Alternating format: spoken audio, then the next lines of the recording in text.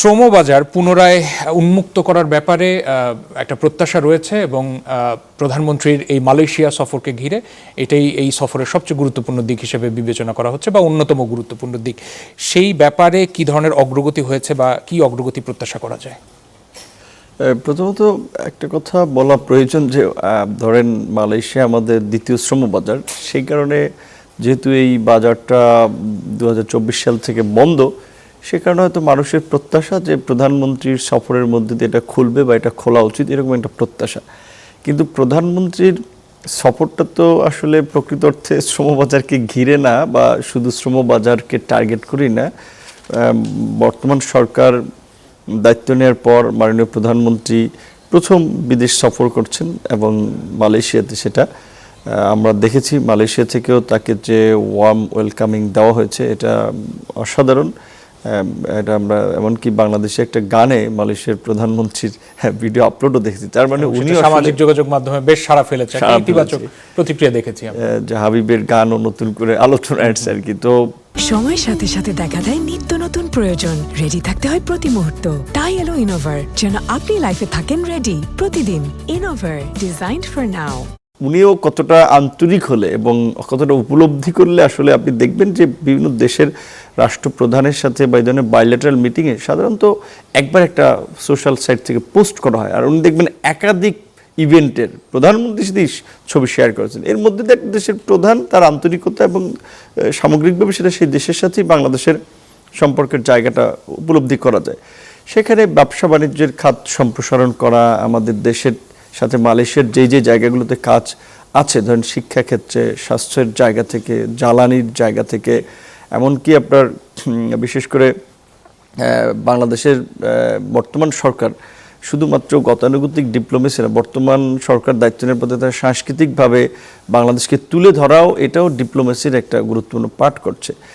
সেই হিসেবে দু দেশের ঐতিহ্যগত সাংস্কৃতিক জায়গায় যেভাবে কাজ করা যায়, ওভারঅল সব বিষয় নিয়ে আলোচনা হয়েছে। সেখানে একটা পার্ট ছিল বাংলাদেশের মানুষের যে পছন্দের একটা জায়গা, আর্থসামাজিক প্রেক্ষাপট কিংবা আবহাওয়াগত মিল বিভিন্ন কারণেই মালয়েশিয়া যায়। সেখানে কিছু ইস্যু ছিল আমাদের দিক থেকেও, যেমন আমাদের সাথে যে পূর্বে যে এমইউটা পূর্বের গভর্নমেন্টের সাথে হয়েছে, ওই এমইউর দু একটি ধারা সংশোধনের জন্য আমাদের পক্ষ থেকে একটা দাবি ছিল আগে থেকেই, দুই দেশের জয়েন্ট ওয়ার্কিং কমিটি যখন আলোচনা করেছে। প্লাস হচ্ছে মালয়েশিয়ায় বাংলাদেশে থেকে যারা যায় সেই প্রক্রিয়াটা নিয়ে নানান ধরনের একটা কন্ট্রোভার্সিও আছে। সেই কন্ট্রোভার্সিগুলো কিভাবে দূর করা যায়, যেটা দু দেশের জন্যই যেন সম্মানজনক হয় এবং শুধুমাত্র বাংলাদেশ নয়, যেহেতু এটা আন্তর্জাতিক গণমাধ্যমে এসেছে, ব্লুমবার্গের মতো গণমাধ্যম কয়েকবার ফলো আপ নিউজ করেছে, মালয়েশিয়া বাংলাদেশের লোকাল নিউজ পেপার সংবাদপত্র নিউজ করেছে, আন্তর্জাতিক অভিবাসী সংগঠন, মানবাধিকার সংগঠন, এরাও এই বিষয়টা নিয়ে রিয়্যাক্ট করেছে।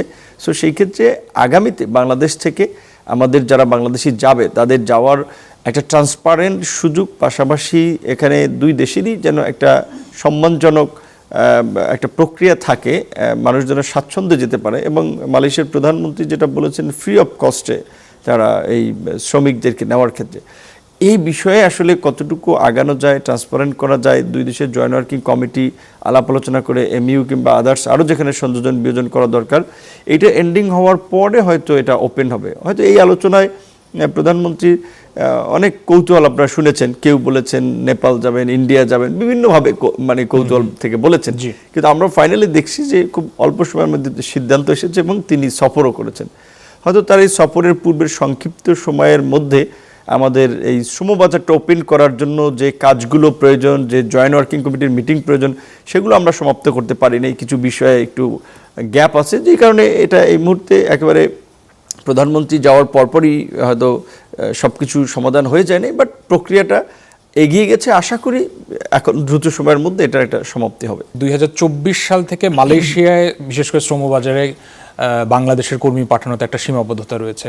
আমরা লক্ষ্য করেছি যে বিগত অন্তর্বর্তীকালীন সরকার যখন ছিল তারা সংস্কারের কথা বলে গেছেন, কিন্তু সংস্কারের যে পরিকল্পনা ছিল বা সুস্পষ্ট রোডম্যাপের কথা জনগণ প্রত্যাশা করে, সেই জায়গায় সব সময় যে সফল হয়েছে বা পুরোপুরি কাজ সম্পন্ন করা গেছে সেরকম আমরা লক্ষ্য করিনি। এতে করে দেখা গেছে যে মাঝখানে বাংলাদেশের প্রবাসীদের কর্মসংস্থানের ক্ষেত্রে এক ধরনের আস্থার সংকট তৈরি হয়েছে, বা কিছু কিছু দেশ আমরা লক্ষ্য করেছি যে ভিসা ইস্যুতে এক ধরনের সাময়িক নিষেধাজ্ঞা দিয়েছে। সেই ব্যাপারে বর্তমান সরকার, নির্বাচিত সরকার, যদিও আপনারা 4 মাসের কিছু বেশি সময় হয়েছে, সেই ব্যাপারে আপনারা কতটুকু মনোযোগী বা কি? হ্যাঁ বন্ধুরা, বর্তমানে আপনারা ভিডিওতে কিন্তু দেখতে পাচ্ছেন যে আমাদের প্রতিমন্ত্রী প্রবাসী কল্যাণ মন্ত্রণালয় থেকে আসলে যে ব্যাপারটা তিনি আমাদেরকে জানালেন যে বাংলাদেশ থেকে মালয়েশিয়ার যে সফরটা, এটা কিন্তু শুধুমাত্র তারেক রহমান যে বাংলাদেশ থেকে প্রবাসীগুলো পাঠানোর ব্যাপারগুলো নিয়ে সেখানে গেছে, ব্যাপারটা কিন্তু তা না। সেখানে বিভিন্ন বিষয় সম্পর্কে তাদের সাথে একটা সম্পর্ক নতুনভাবে গড়ার জন্য মূলত সেখানে কিন্তু তারা গেছে, এবং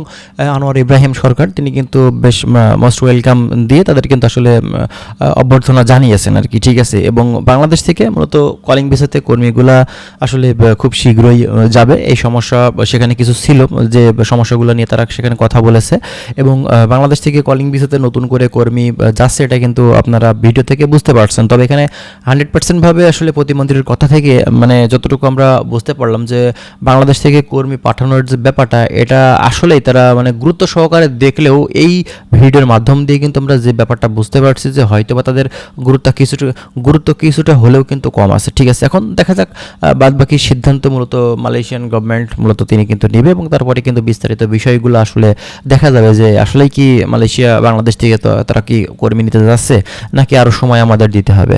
তো যাই হোক, আরও বিস্তারিত তথ্য আমরা আপনাদেরকে দেওয়ার চেষ্টা করব। তার জন্য অবশ্যই আপনারা আমাদের চ্যানেলের সঙ্গেই থাকবেন। আমরা প্রতিনিয়ত চেষ্টা করছি যে মালয়েশিয়া সংক্রান্ত বিভিন্ন ধরনের গুরুত্বপূর্ণ আপডেট ইনফরমেশনগুলো আপনাদেরকে দেওয়ার। ভালো থাকবেন, আল্লাহ হাফেজ।